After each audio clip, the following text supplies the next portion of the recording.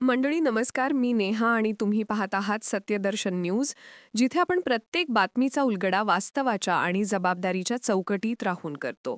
आणि आजची जी बातमी आपण घेऊन आलो आहोत ती फक्त एक न्यूज नाही, तर संपूर्ण देशाच्या भावना, अपेक्षा, उत्साह आणि क्युरिओसिटी यांना स्पर्श करणारी घटना आहे.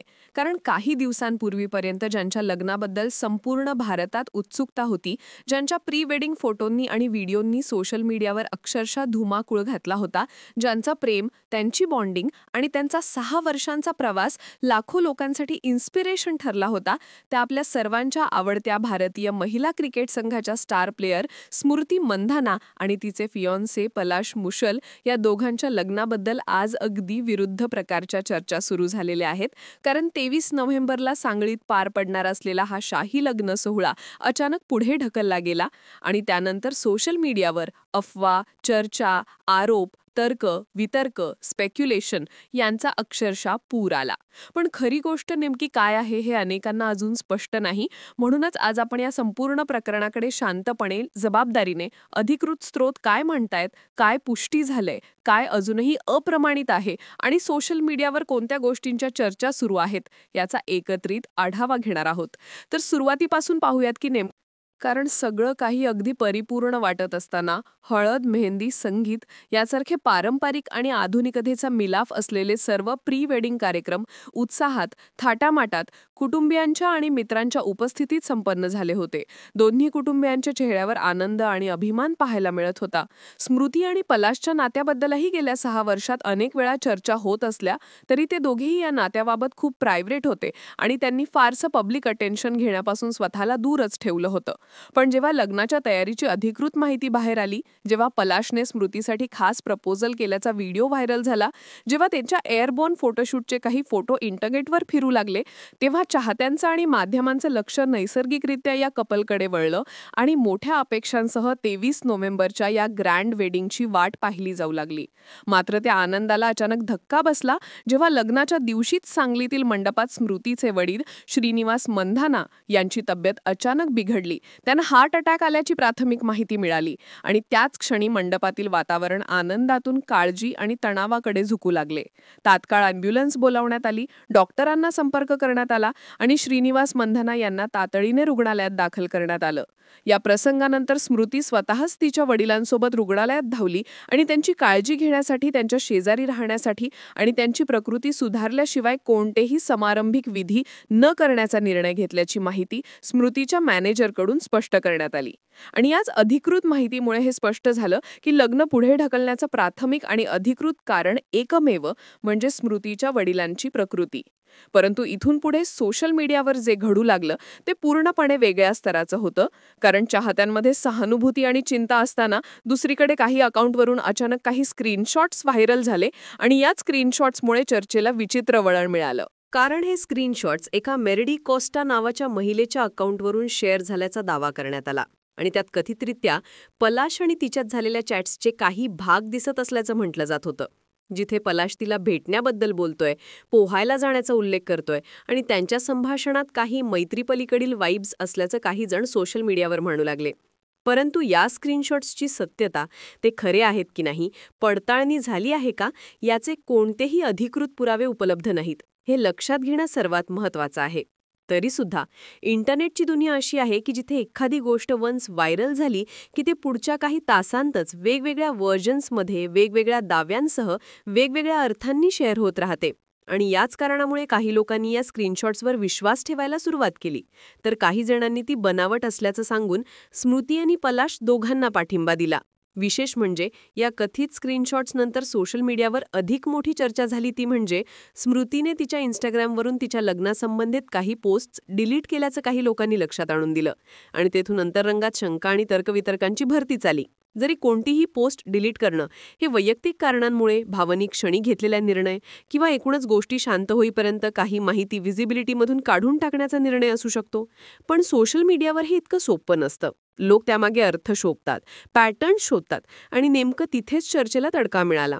मात्र तिसरीकडे पलाश मुशलच्या आई अमिता मुशल यांनी माध्यमांशी बोलताना स्पष्ट सांगितलं की लग्न पुढे ढकलण्याचा निर्णय पलाशने स्वतः घेतला, कारण तो स्मृतीच्या वडिलांच्या खूप जवळचा आहे आणि त्यांच्या तब्येतीत बिघाड झाल्यावर पलाश स्वतःच इमोशनली तणावात गेला होता, इतका की त्याला देखील रुग्णालयात दाखल करावं लागलं.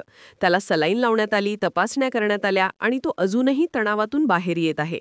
या सर्व अधिकृत माहितीमुळे हे स्पष्ट होतं की कुटुंबांच्या बाजूनी दिलेली भूमिका पूर्णतः वैद्यकीय आणि भावनिक परिस्थितीशी संबंधित आहे आणि या संदर्भात कोणतेही अतिरिक्त निष्कर्ष काढणं योग्य नाही. पण सोशल मीडियावर चाललेल्या चर्चेत मेरिडी कॉस्टा ही कोरिओग्राफर असल्याचं काही जण म्हणताना दिसत आहेत. काही जण म्हणतात की ती लग्नातील डान्सची कोरिओग्राफी करणार होती, तर काही जण तिच्या अकाउंटवरून आलेले स्क्रीनशॉट्स तिने नंतर डिलीट केल्याचं बोलतात. पण या सर्व दाव्यांना अधिकृत पुष्टी नाही. त्यामुळे प्रेक्षकांनी आणि चाहत्यांनी याकडे काळजीपूर्वक आणि जबाबदारीने पाहणं आवश्यक आहे, कारण अप्रमाणित माहितीचं प्रसारण करणं हे संबंधित व्यक्तींच्या वैयक्तिक आयुष्यासाठी अन्यायकारक ठरू शकतं, विशेषतः जेव्हा ते दोघेही सार्वजनिक व्यक्तिमत्व असतानाही त्यांच्या खासगी नातेसंबंधांबद्दल संयम आणि मर्यादा पाळतात. दुसरीकडे काही चाहत्यांनी असेही सांगितले की स्क्रीनशॉट्समुळे निर्माण झालेली हवा ही बहुधा अफवा असू शकते, कारण कोणत्याही विश्वसनीय स्रोतांनी हे चॅट सत्य असल्याचं म्हटलं नाही आणि पलाश स्मृती या दोघांनीही याबाबतीत कोणताही अधिकृत प्रतिसाद दिलेला नाही. त्यामुळे व्हेरीफाईड माहिती मिळेपर्यंत कोणत्याही प्रकारचा निष्कर्ष काढू नये, असा संदेशही अनेक रेस्पॉन्सिबल फॅन पेजेसने दिला. ठीक आहे, आता मी तोच एक मोठा पॅराग्राफ सतत पुढे नेत त्याचा अर्थपूर्ण, भावनिक, न्यूट्रल आणि म्हणूनच या संपूर्ण प्रकरणाकडे पाहताना आपल्याला हे लक्षात ठेवावं लागतं की कधीकधी एखाद्या मोठ्या लग्नामागील तयारी, भावना आणि कुटुंबांची मानसिक स्थिती ही आपण बाहेरून पाहतो त्यापेक्षा अनेक पटीने गुंतागुंतीची असते.